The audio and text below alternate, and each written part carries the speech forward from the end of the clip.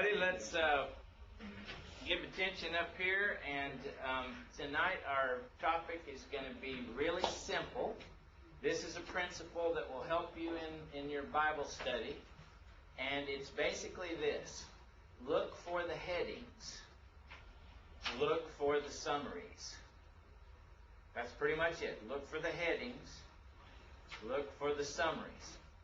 When I was going through school for years and years, and a lot of y'all have had the same experience, some of the classes I took were just hard for me to get. They were hard for me to understand. Am I the only one that ever had that experience?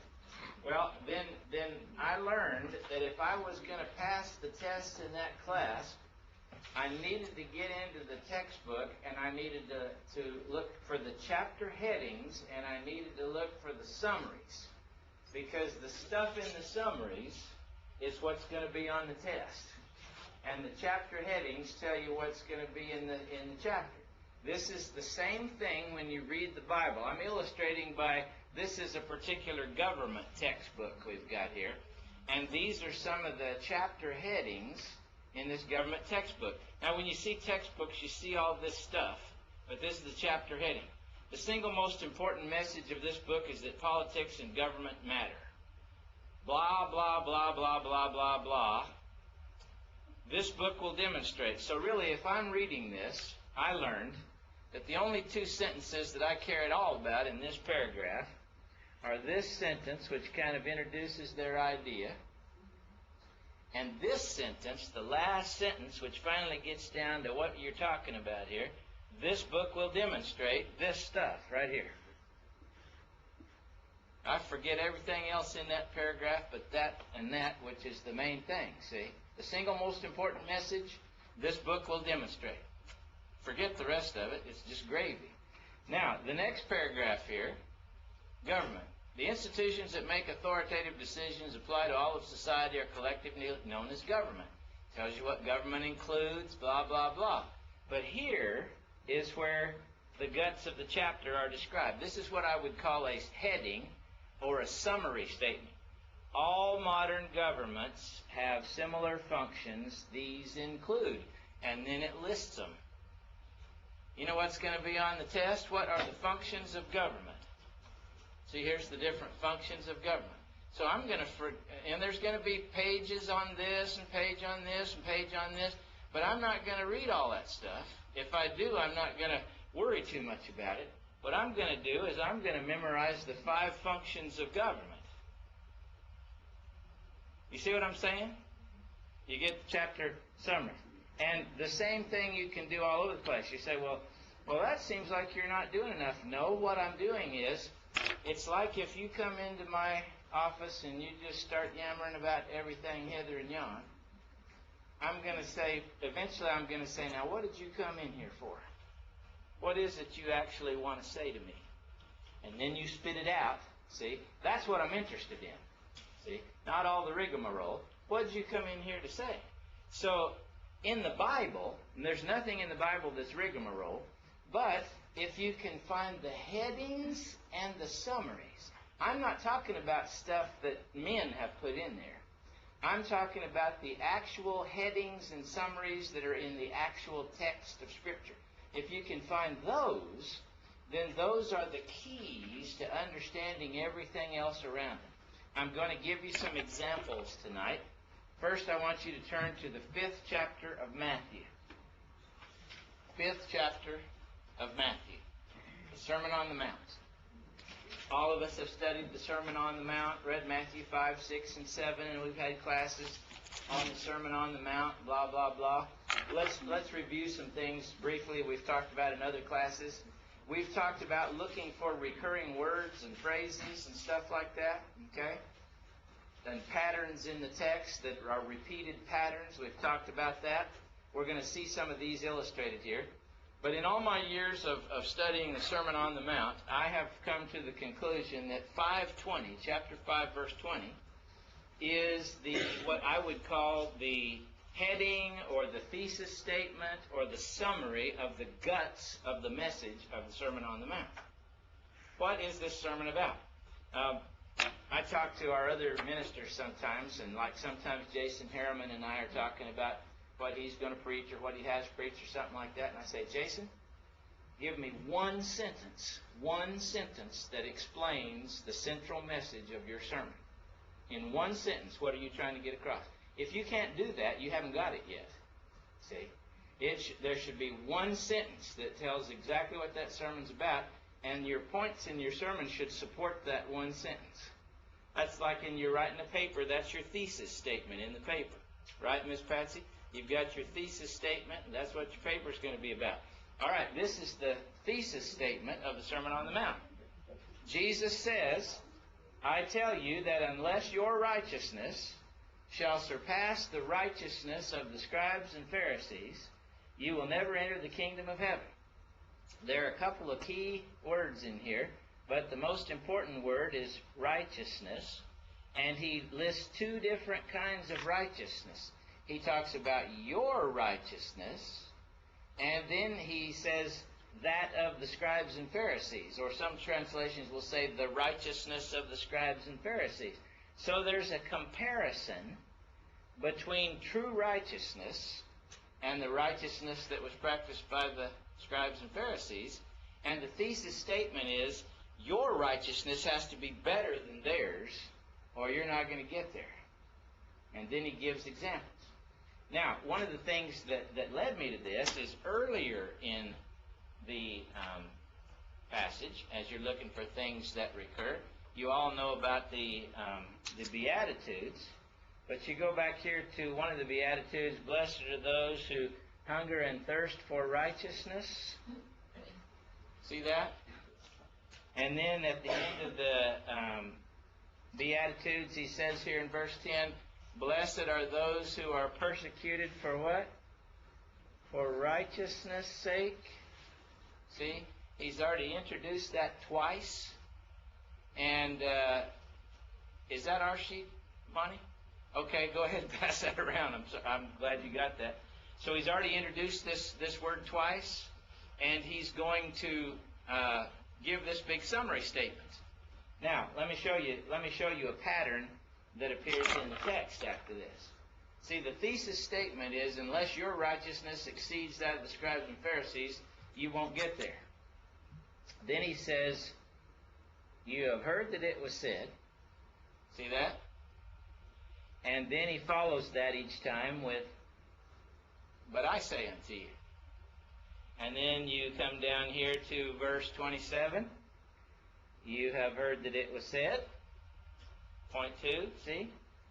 But verse 28, but I say unto you. Go down here to verse 31. It was also said. And then verse 32, but I say unto you. Doesn't that sound like comparison right there between two things? What did he tell us up here that he was comparing? I'm comparing your righteousness that you need to have, the true righteousness, with the righteousness of the scribes and Pharisees. So every time he says you heard that it was said, he's talking about the righteousness of the scribes and Pharisees, which isn't good enough. But when he says, I say unto you, he's talking about the true righteousness, which surpasses the righteousness of the scribes and Pharisees. So he sets up the comparison, and then he begins to follow through the comparison. See, that keeps going over here in verse 33. Again, you have heard that it was said. And verse 34, but I say unto you. Verse 38, you heard that it was said. Is this a repeated pattern, or is it my imagination? But I say unto you. See, the comparison just keeps going. 43, you've heard that it was said, but I say unto you. See, there's a contrast between what you've heard and what I'm telling you. Where did he start that contrast? Right back here in the thesis statement. Unless your righteousness, the true righteousness of the kingdom, exceeds that of the scribes and Pharisees, you won't enter the kingdom of heaven. Now let's compare the two. Let's compare it on this point. Let's compare it on this point. Let's compare it right now. What am I doing? I'm looking at the chapter heading and the main points of the chapter as I'm studying for the test. This is the way you read any book. If I was going to read a law book, I'd start reading it this way. If I was going to read a textbook of some kind, I'd start reading it this way. But now, look at the way he starts after chapter 5, and there's no chapters and verses. Remember, in the Bible, that's all man-made. Look at the first thing he says in chapter 6. The RSV here makes a boo-boo here. This should read, beware of doing your righteousness. It says piety, but the Greek word is dikaiosune, which means righteousness. So beware of practicing your righteousness. How many of you have righteousness there in 6:1? Okay. I picked up this old RSV out of the library because it was clean.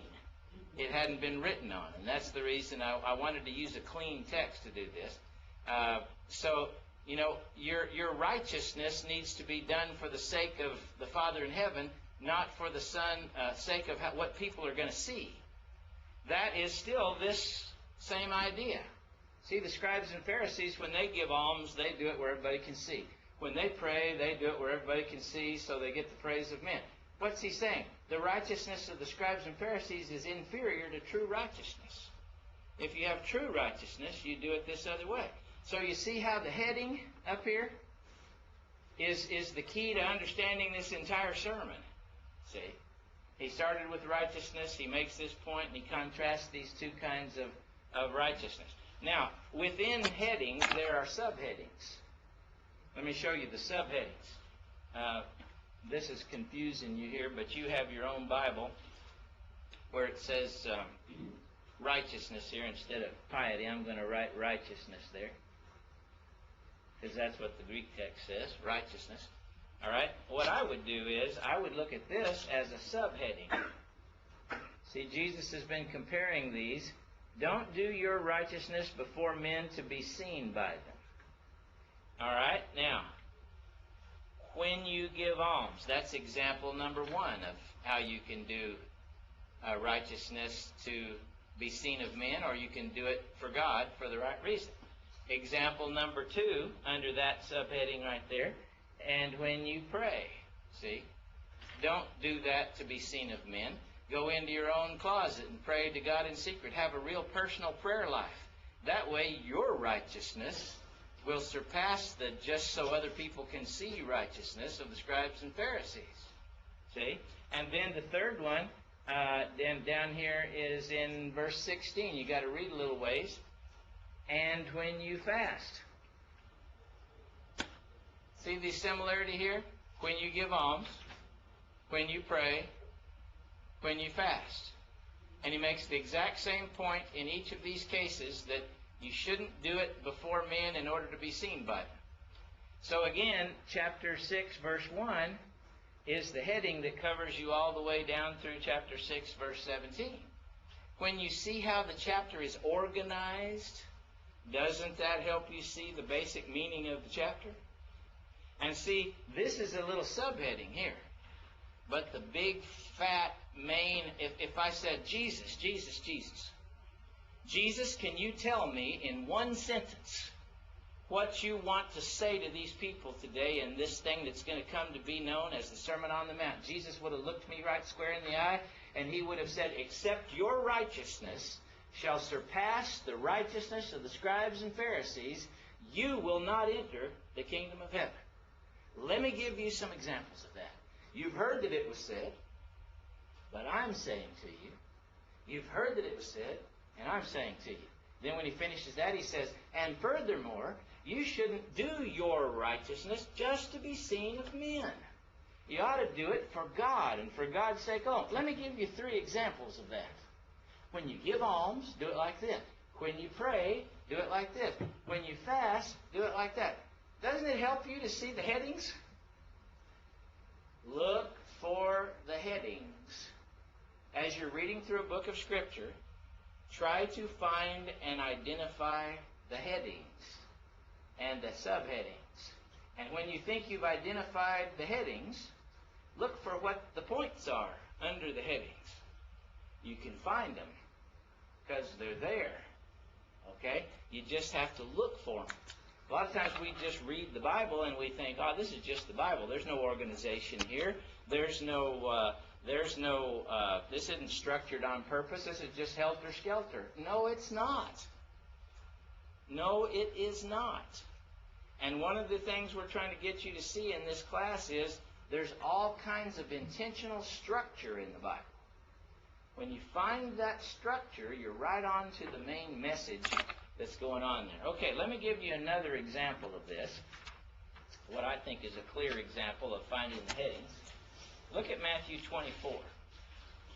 You know, one of the hardest passages of interpretation in the New Testament, people have more controversy over, is Matthew 24.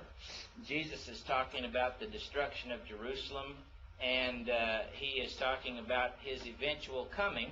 His disciples ask a question in the first 2 or 3 verses when he tells them the temple is going to be destroyed. They say, Lord, when shall these things be? And what shall be the sign of your coming and of the end of the world? See, the disciples thought that when Jerusalem was destroyed, that must be when the end of the world was going to be, and that must be when the Messiah would come. But they had it wrong, see? And what Jesus tells them in Matthew 24 is that all this stuff with the destruction of Jerusalem is going to happen, but the end's not yet. Matthew 24:6, you know, you hear wars, rumors of wars, blah, blah, blah. All these things must needs come to pass, but they're just the beginning of travail, you know. Down to verse 14, he says, this gospel of the kingdom must be preached in the whole world for a testimony unto all nations. And then the end will come. See, it's not going to come right now. It's going to come later.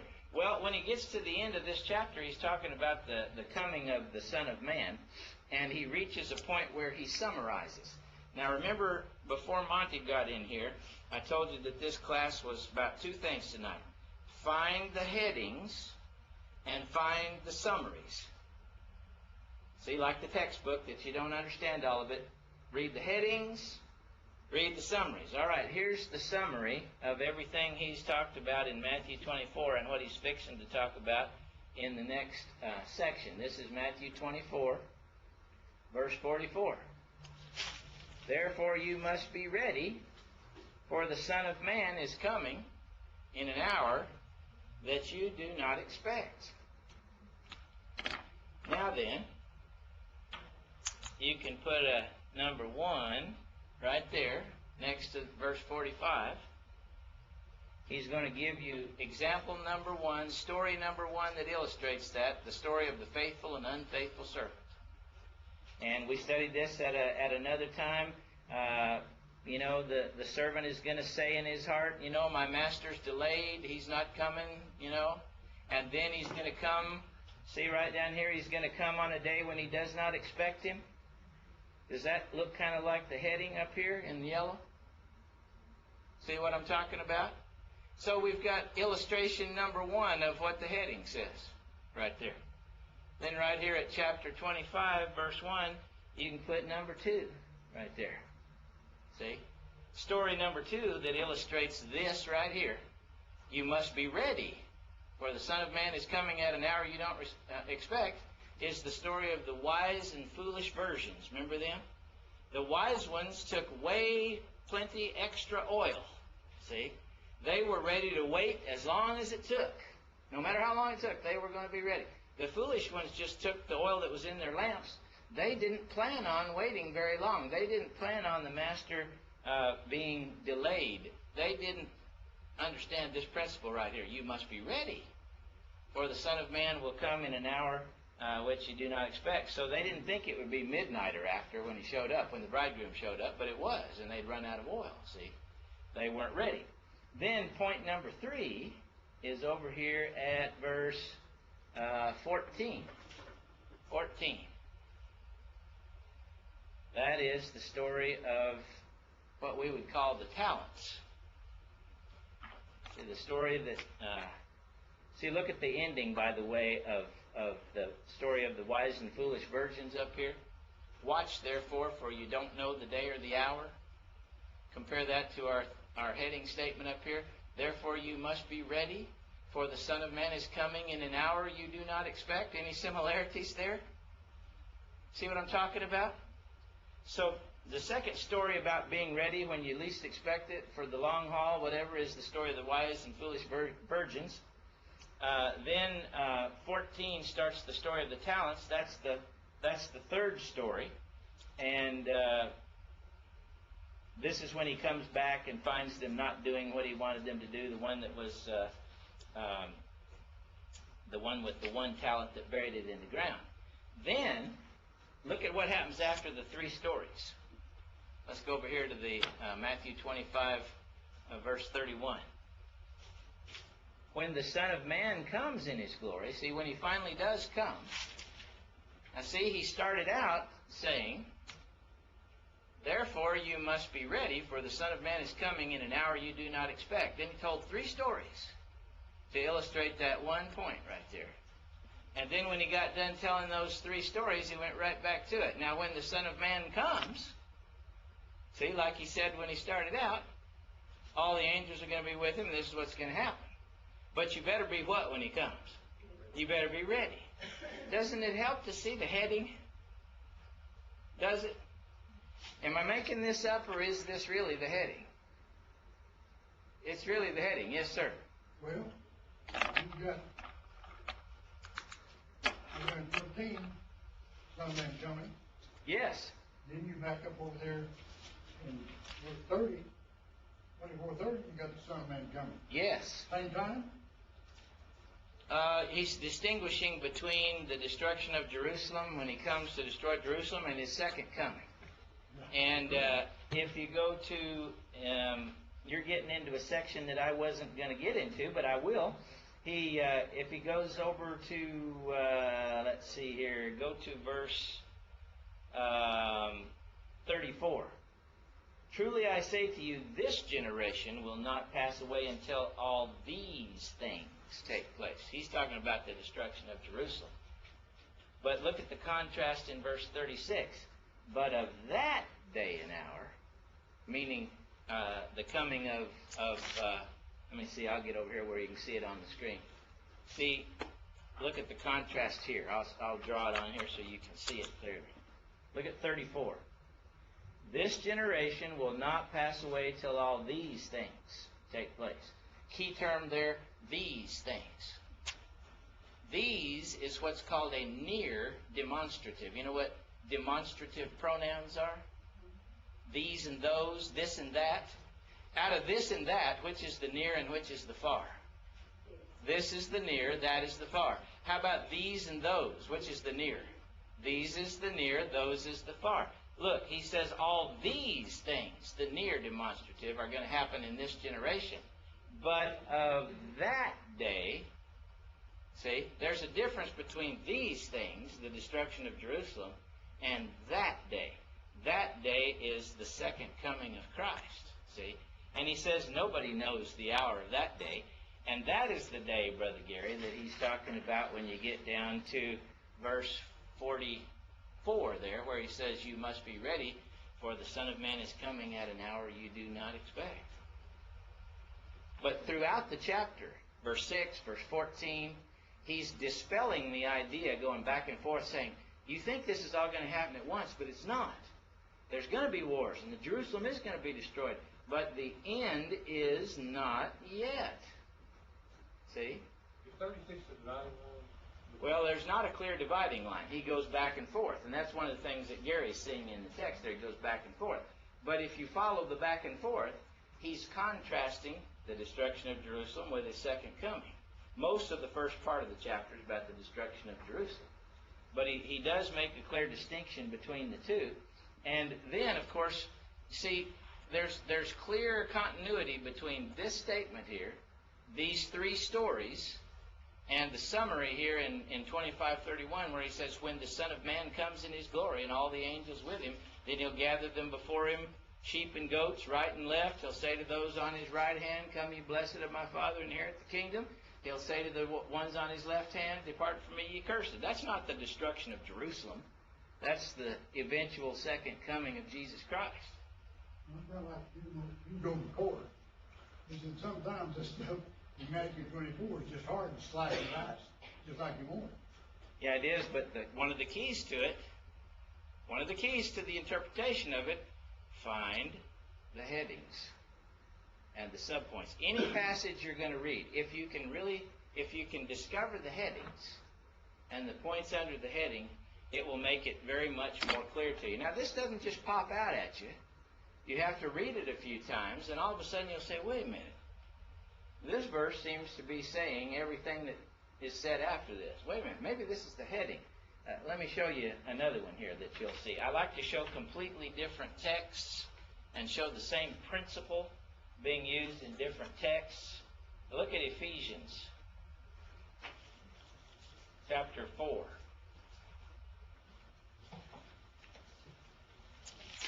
We've looked at this text before.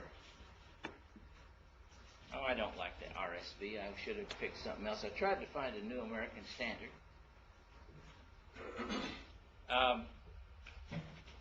Some of you in this one, it says, I beg you to lead a life worthy of the calling with which you have been called. How many of you have a translation that says, I urge you to walk worthily of the calling which you were called? Walk. How many of yours says live? Okay.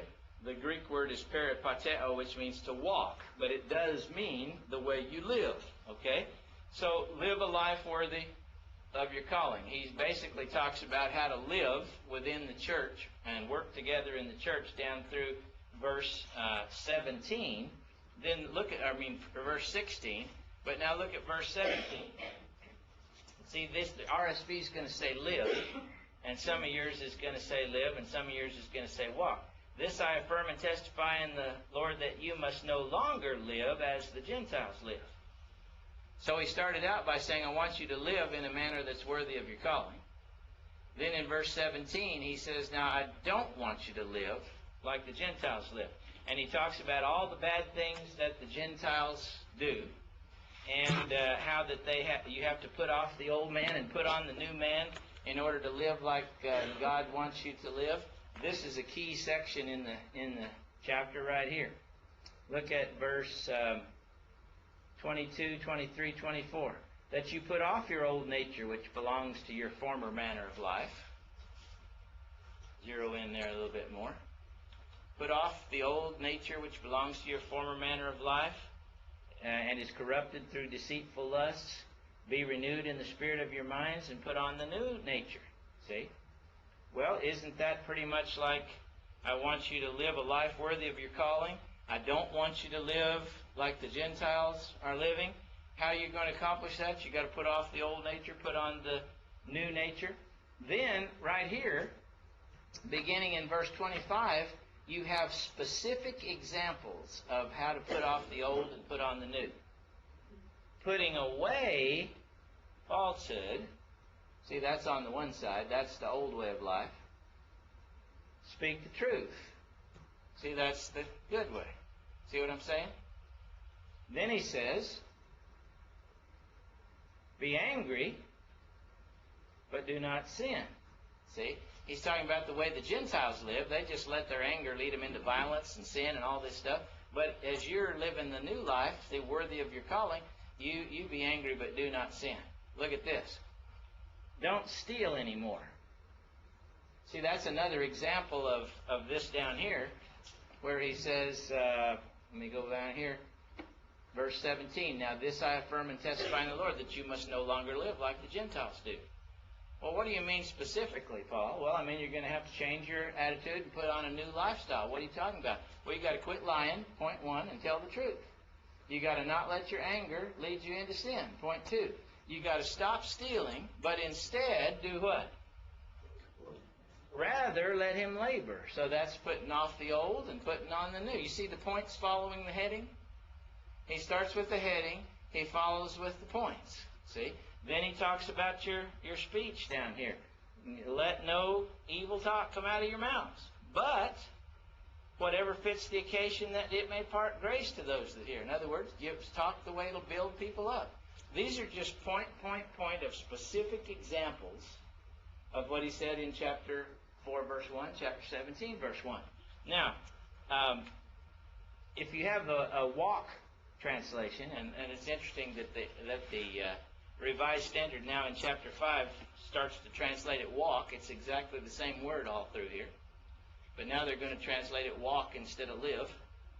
Translate it literally, walk in love.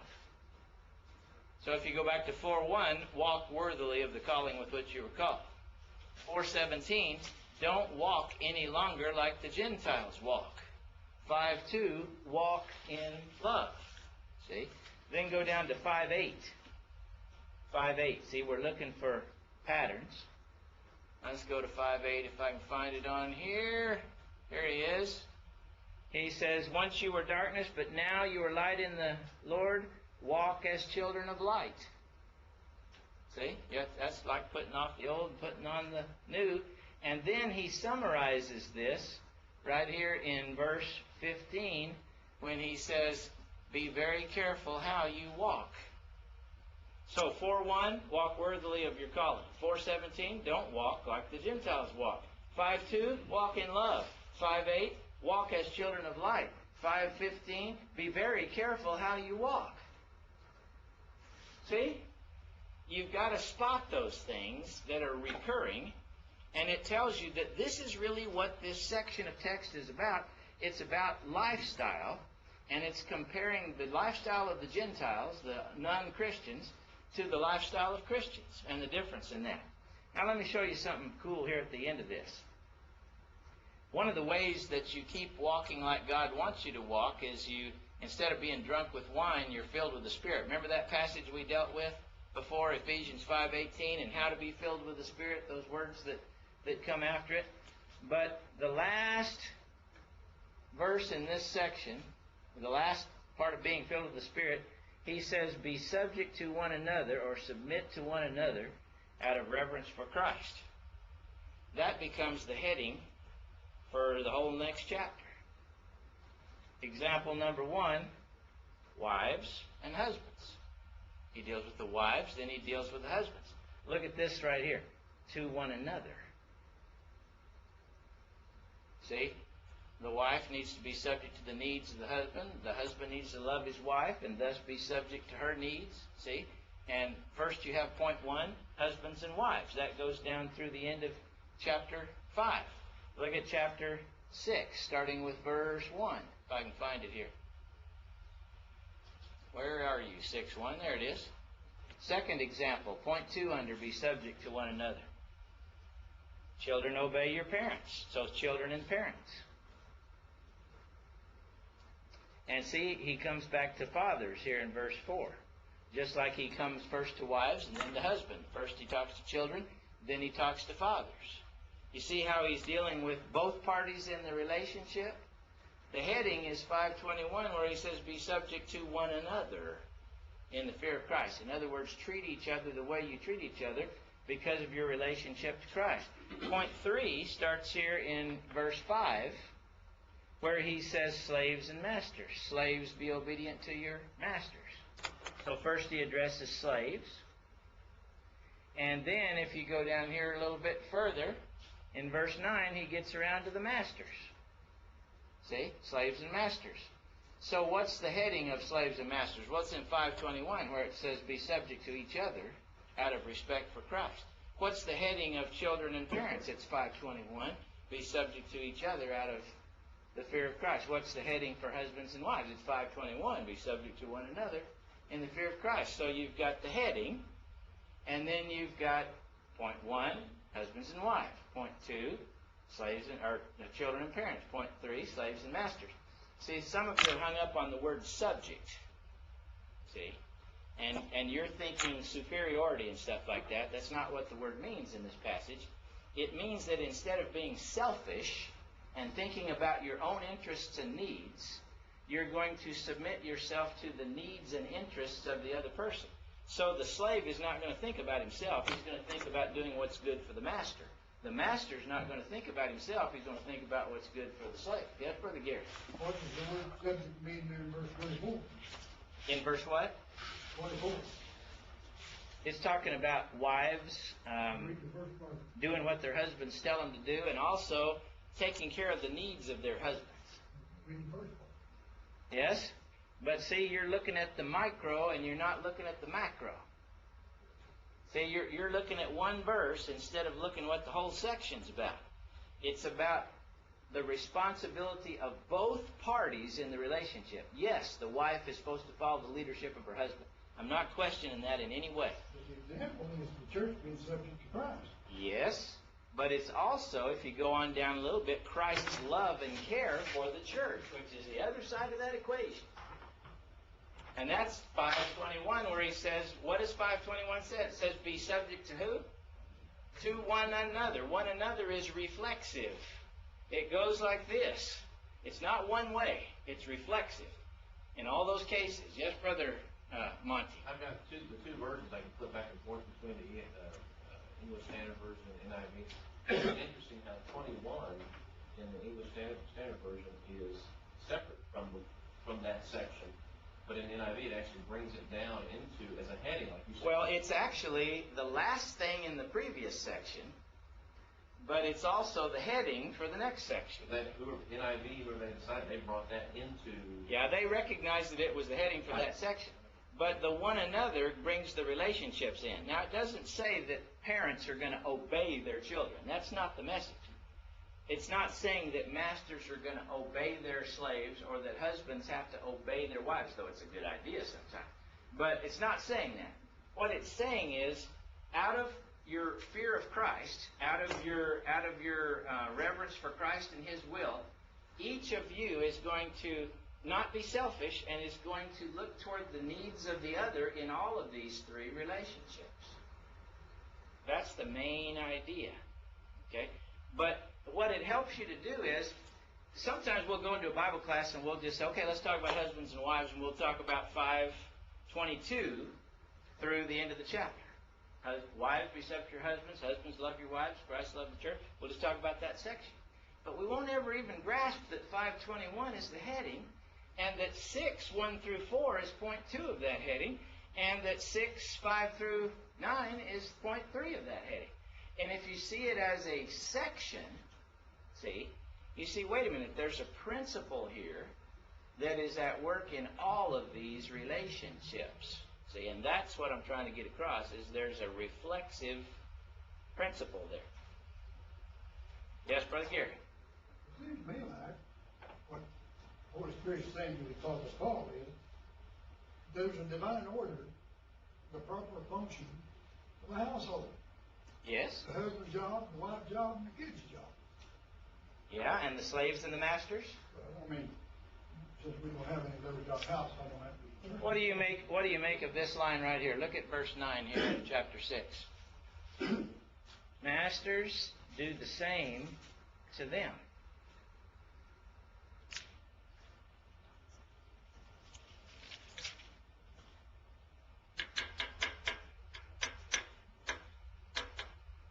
See, that's that one another we're talking about. It's saying that you're going to treat that slave like Christ would want you to treat them, looking out after that slave's best interest. You're not going to treat them like a possession or like cattle. You're going to treat them like Christ would want you to treat them. And slaves, you're going to work for that master like Christ would want you to work for him. See? And the key in verse 21, look at the heading in verse 21. Why are we subject to one another in these relationships? Out of reverence for Christ. Now here's your assignment for next week. This is your assignment. I want you to go from 5:21 all the way down through 6:9. And I want you to find phrases in there that mean the same as this phrase right here. Look at here. Out of reverence for Christ, or in the fear of Christ. Go all the way down through that section and find me other phrases in that section that go back to this motivation for why you treat one another the way you do, out of fear of Christ. See, if you draw a pyramid on the board here, or on the whatever, let's see if I can get this here, a pyramid like this. You've got, in all three of these relationships, you've got Christ up here, and you've got a husband right here, and you've got a wife right here. You've got a triangle relationship. Now, why does this relationship going this way and this relationship going this way, why does it work the way it does? Because this woman has a relationship with Christ. Why is she treating her husband the way she's treating him? Because who wants her to? Christ does. Why is this husband going to deal with his wife like this? Because Christ wants him to. He's connected to Christ, and that's what's making this relationship the way it is. Now you just, instead of husband and wife, you put parents right here, and children right here, and you start over again. Now, why is the parent going to deal with his child in a particular way? Because Christ says so. Why is the child going to deal with the parent in a particular way? Because Christ says so. Then you go to the slaves and masters. You put slaves and masters.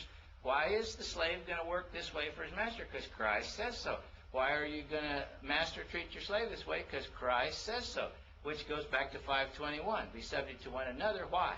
Out of reverence for Christ. Now again, your assignment. Some of you have forgotten your assignment, but I really want you to do it.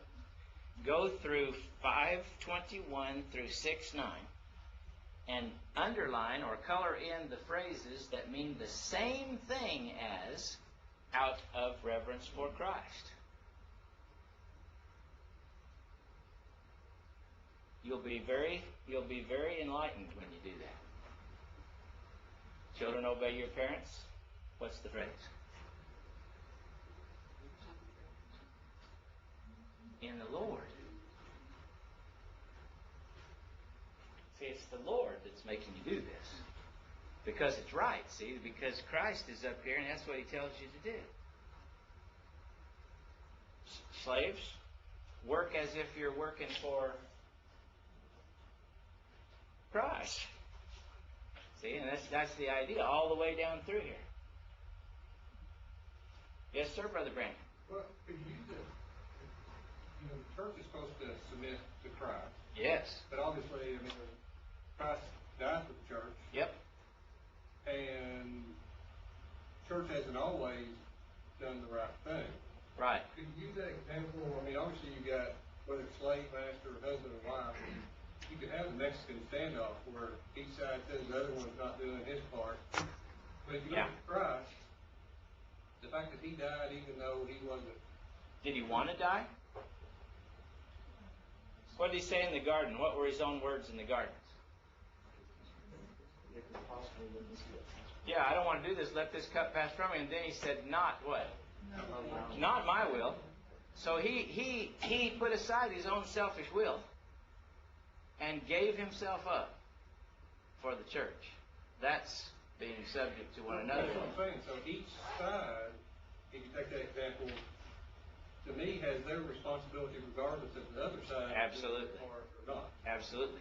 But this section is written to Christians who might be either husbands, wives, parents, children, slaves, or masters. And you had Christians in all those categories. And like you say, sometimes the other party wasn't a Christian. But the Christian's supposed to do what they do. Why? 5:21. Out of reverence for Christ.